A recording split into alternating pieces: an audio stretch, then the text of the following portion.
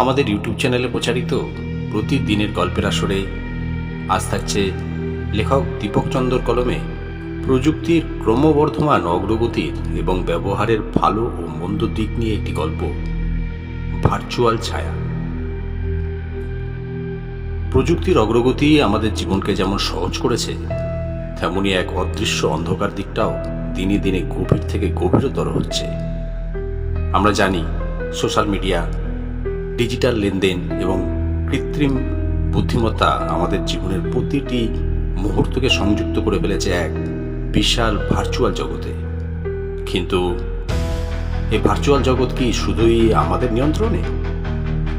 ধরো, একদিন সকালে ঘুম থেকে উঠে দেখলে তোমার নামে কেউ অন্য কোথাও কথা বলছে, তোমার মতো দেখতে কেউ তোমার প্রিয়জনের সঙ্গে মেসেজ করছে, তোমার অফিসের বসের সঙ্গে মিটিং করছে, এমনকি তোমার ব্যাংক অ্যাকাউন্ট থেকে টাকা তুলছে। তুমি প্রমাণ করতে চাচ্ছ যে এসব তুমি করো, কিন্তু সবাই বলছে তুমি আসলে কে। এই গল্প এমন এক রহস্যময় যাত্রার, যেখানে আসল আর নকলের সীমানা মুছে যেতে বসেছে, যেখানে এক যুবক নিজের অস্তিত্বের জন্য লড়াই করছে তারই ছায়ার বিরুদ্ধে। এখন প্রশ্ন একটাই, ছায়া কি শুধু অনুসরণ করে, নাকি একদিন তা আসলকে গ্রাস করেও নিতে পারে? শুরু হচ্ছে cyber thriller audio story, virtual ছায়া।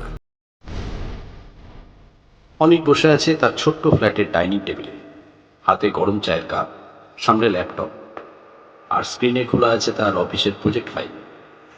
রাত বাজে প্রায় 12টা। অফিসের কাজের চাপ সামলানোই এখন তার জীবনের একমাত্র রুটিন। ঠিক তখনই ফোনটা কাঁপতে শুরু করলো। অচেনা এক নাম্বার থেকে একটা মেসেজ। তুমি কি জানো অনিক, আজ তুমি নিজের সঙ্গেই কথা বলেছ? মেসেজটা দেখে চমকে উঠল অনিক। সে উত্তর দিল, কে আপনি? কিন্তু কোনো রিপ্লাই এলো না। পরদিন সকালবেলা অফিসে গিয়ে সে আরো বড় ধাক্কা খেল। তার বস তাপস সেনগুপ্ত মুখ গম্ভীর করে ডেকে পাঠাল। অনেক, কাল রাতে তুমি আমাকে ওই বাজে মেসেজগুলো পাঠালে কেন? বাজে মেসেজ? আমি কিছুই পাঠাইনি স্যার। তাহলে এটা দেখো। তাপস সেনগুপ্ত তার ফোনের স্ক্রিন দেখান।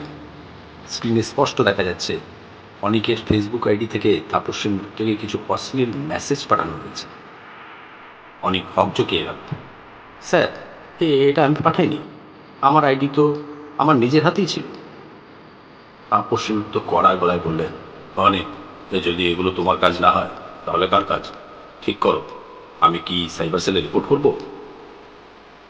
অনেক তাড়াতাড়ি নিজের ফোন বের করলো, ফেসবুক খুলে চেক করলো। তার প্রোফাইল একদম ঠিকঠাক আছে। তাহলে এটা কে করলো? ঠিক তখনই সে ফেসবুকের সার্চ বক্সে নিজের নাম লিখল, আর তার চোখ কপালে উঠল। একটা একদম হুবহু অনিকের মতো দেখতে আরেকটা profile. Profile picture, cover photo, এমনকি পুরোনো কিছু পোস্টও হুবহু কপি করে দেওয়া, যেন এই প্রোফাইলটা তৈরি করা হয়েছে শুধু তাকে নকল করার জন্য। কিন্তু এটা কে করলো আর কেন? অনেক তাড়াতাড়ি নিজের ঘনিষ্ঠ বন্ধু অয়নকে ফোন করলো। ও অয়ন, বিপদে পড়ে গেছি রে।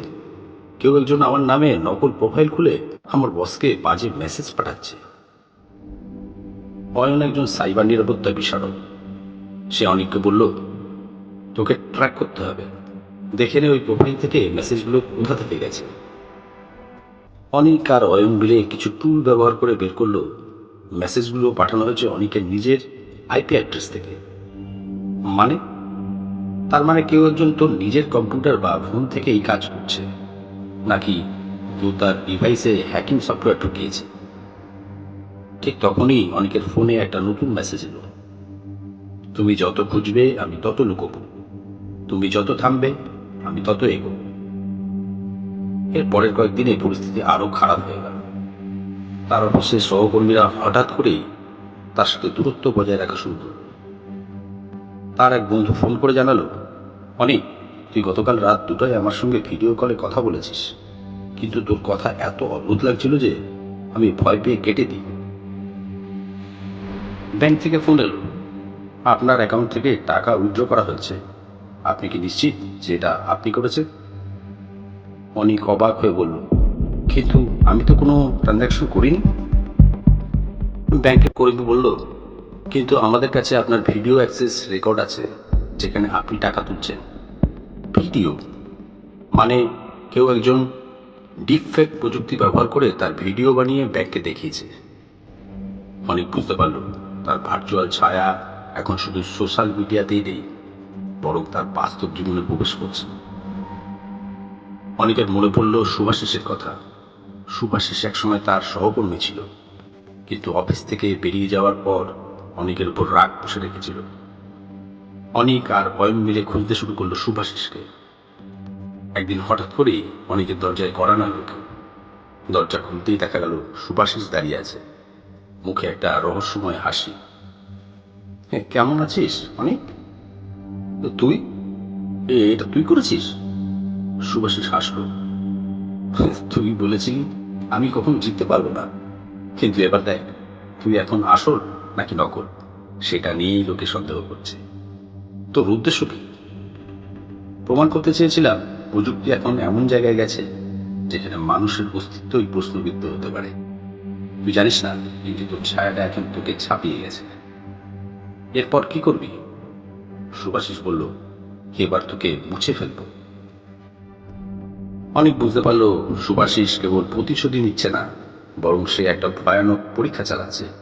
একটা মানুষকে তার ভার্চুয়াল আইডেন্টিটি নিচে ঠেকে ফেলতে চাইছে।